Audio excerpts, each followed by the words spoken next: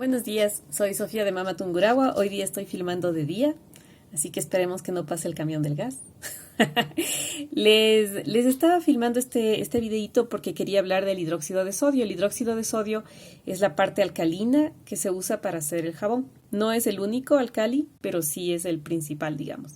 Nosotros usamos hidróxido de sodio para saponificar. Ahora, la idea es que mucha gente nos ha preguntado, pero usan hidróxido de sodio y se alarman porque el hidróxido de sodio es una sustancia altamente corrosiva. Efectivamente, el hidróxido de sodio es una sustancia que se utiliza a nivel mundial como para preparar jabones, es uno de los principales usos, detergentes, para destapar cañerías, para blanquear los jeans, para, qué sé yo, incluso en repostería, se utiliza en un montón de cosas. Y este alcali es altamente corrosivo cuando entra en contacto con el agua. Se presenta ahora como una molécula que se diluye en un líquido. Y cuando toca el agua, se convierte en corrosivo. Pero sucede que cuando uno saponifica, las moléculas alcalinas ya no lo son.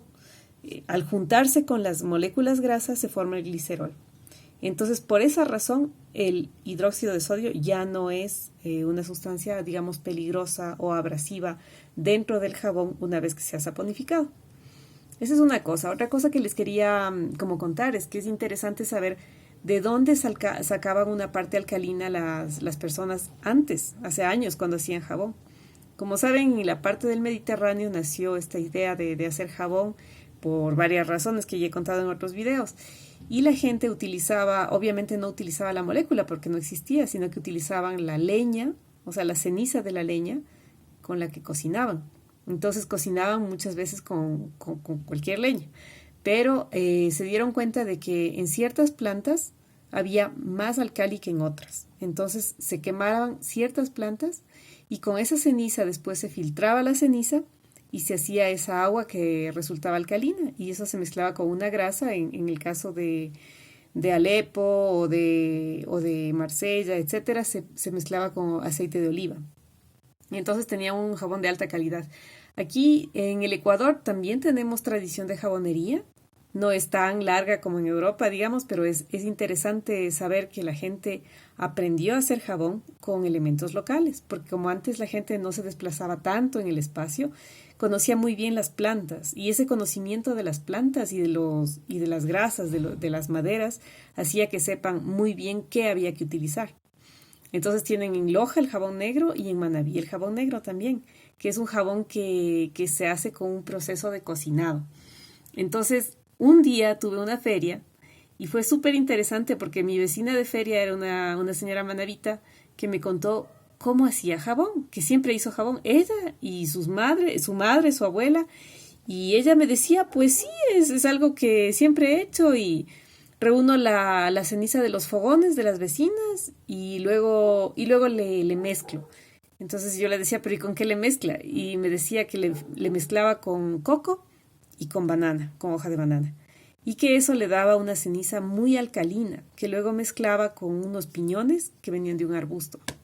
Entonces luego lo cocinaba durante una hora, lo ponía en molde y ya está. Entonces ella me contaba eso y hay que acordarse que ahora nosotros compramos muchas cosas. Compramos mermelada, compramos jabón, compramos el pan y muchos preparados que antes se hacían en casa. Obviamente el estilo de vida era diferente y o sea, ahora ya no tenemos tiempo, digamos, de hacer esas cosas, pero es importante y es algo que nos interesa mucho en Mama Tungurahua, es rescatar las tradiciones locales y rescatar también esos saberes ancestrales que nos permiten tener un conocimiento más completo de lo que usamos. Porque también una de las cosas que es muy importante para nosotros es saber que todos somos consumidores conscientes. Y para ser consumidor consciente hay que saber hacer también. Y eso es interesante, si bueno, no pueden hacer siempre todo, se puede estudiar un poco o se puede probar. Y eso también les adelanto, queremos compartirles una receta y un tutorial para hacer jabón en casa, para hacer un jabón con el aceite usado, que es lo que en general uno fríe algo y luego ya no sabe qué hacer con ese aceite. Y una gota de aceite puede contaminar un montón el agua. Y como para que sepan también el detalle, es que en el Ecuador y en Latinoamérica tenemos un tratamiento de las aguas usadas que es de menos del 10%. Justamente ha salido un estudio sobre las aguas residuales de la parte urbana, sobre todo Quito, que muestra que hay una cantidad enorme de microplásticos. En Europa, para darles una noción, por ejemplo, el tratamiento de las aguas usadas retiene el 80% de microplásticos que van al océano. Y en cambio aquí el tratamiento es de 10%. El resto del agua, el 90%, se va como está. Entonces hay un alto aporte de contaminantes y de microplásticos que van hacia el océano Pacífico. Entonces, terrible. Entonces, todas estas cosas son importantes de saber y creo claro, siempre podemos contribuir siendo consumidores conscientes. Eso quiere decir exigentes y para exigir tenemos que conocer. Entonces, eso les dejo con estas inquietudes y les deseo una buena semana. Y cualquier pregunta que tengan, no duden en llamar o en escribir. Estamos aquí para oírles. Lávense las manos.